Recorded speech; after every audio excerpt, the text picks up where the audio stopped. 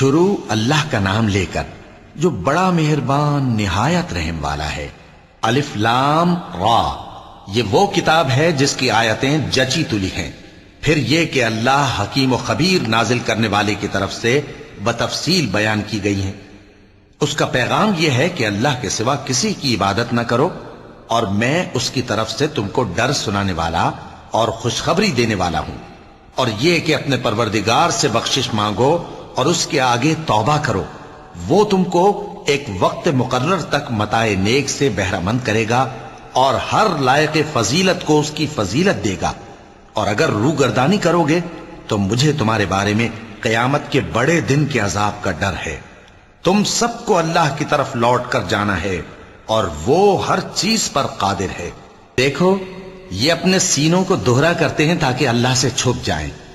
سن رکھو جس وقت یہ اپنے کپڑوں میں لپٹ رہے ہوتے ہیں تب بھی وہ ان کی چھپی اور کھلی باتوں کو جانتا ہے، وہ تو دلوں کی باتوں تک سے آگاہ ہے۔